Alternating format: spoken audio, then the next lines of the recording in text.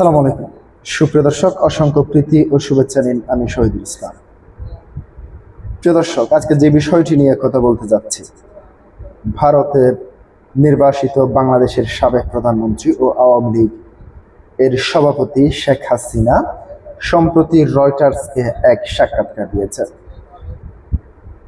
গত বৃহস্পতিবার রাত থেকে শুরু করে শুক্রবার অবধি সকাল অবধি এই টেলিফোনের সাক্ষাৎকারে তিনি যে বিষয়টি স্পষ্ট করেছেন, তিনি বলেছেন আগামী ডিসেম্বরে তার নেতা কর্মীদেরকে নিয়ে তিনি দেশে ফিরছেন, যদিও তার মৃত্যুর ঝুঁকি রয়েছে, তাকে হত্যা করার পরিকল্পনা রয়েছে সরকার, সেই কথাটিও তিনি সেখানে উল্লেখ করেছেন।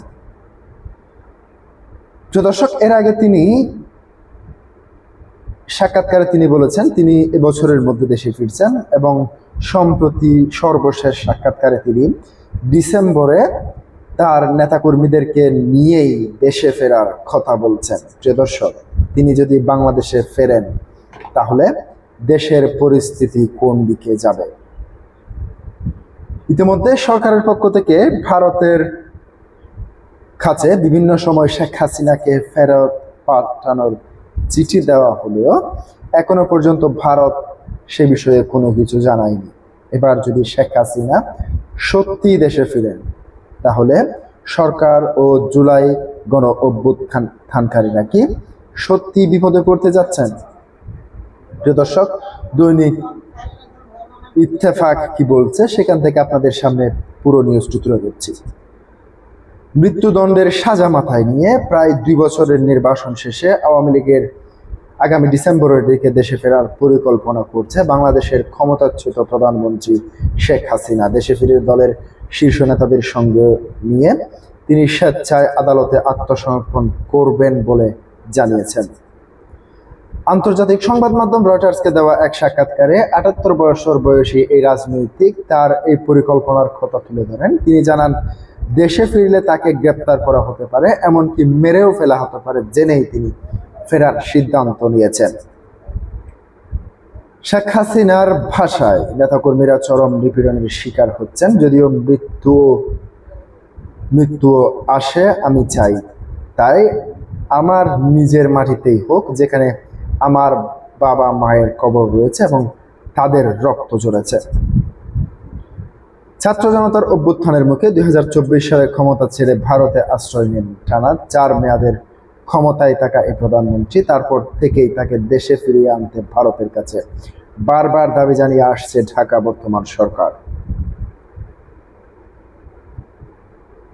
এ প্রসঙ্গে শেখ হাসিনা বলেন, কর্তৃপক্ষ তাকে ফিরিয়ে নিতে চায় এবং এজন্য ভারতকে বারবার চিঠি দিচ্ছে, তবে তিনি নিজেই দেশে ফিরে যাবেন। তার এই প্রত্যাবর্তনের বিষয়ে কোনো বিদেশি সরকারের সঙ্গে আলোচনা করেনি বলেও নিশ্চিত করেছেন তিনি।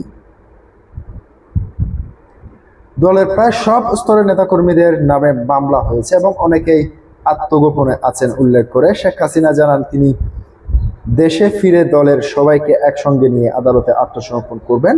বিচার প্রক্রিয়া শুরু হলে বর্তমান আদালত কতটা প্রহসনমূলক তা তিনি দেশের মানুষের সামনে প্রমাণ করতে চান। তবে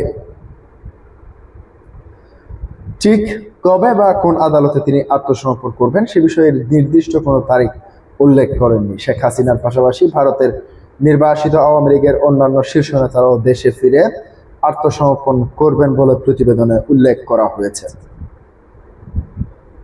দেশে ফেরার বিষয়ে ঢাকার সঙ্গে কোনো ধরনের যোগাযোগ হয়নি জানিয়ে ক্ষমতাচ্যুত প্রধানমন্ত্রী বলেন, গণতন্ত্র ও ভোটাধিকার, রাজনৈতিক অধিকার বা ন্যায় বিচার নিয়ে কোনো গোপন আলোচনা হতে পারে কিনা, দীর্ঘদিন দেশে পরিচালনার ক্ষেত্রে সরকারের ভুল ত্রুটি হতে পারে স্বীকার করে তিনি বলেন, সরকারের ভালো মন্দ বা ঠিক ভুল বিচারের অধিকার কেবল জনগণের, সেই বিচারের ভার তিনি দেশের মানুষের উপর ছেড়ে দিতে চান।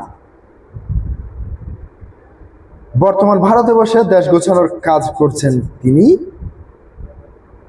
দল গোছানোর কাজ করছেন তিনি। আগামী আওয়ামী লীগের পুনর্গঠিত করে এরই মধ্যে দেশের 300টি সংসদীয় আসনের মধ্যে 225টির নেতা কর্মীদের সঙ্গে তিনি অনলাইনে বৈঠক করেছেন। বাংলাদেশের বর্তমান তার দল নিষিদ্ধ থাকার প্রসঙ্গে তিনি বলেন, সাজা দেওয়া হতে পারে বা তিনি হয়তো নির্বাচনে অংশ নিতে পারবেন না, কিন্তু তার দলকে কেন নিষিদ্ধ করা হবে? তারা যদি খারাপ কিছু করে থাকেন তবে তার বিরুদ্ধে সিদ্ধান্ত নেবে দেশের জনগণ।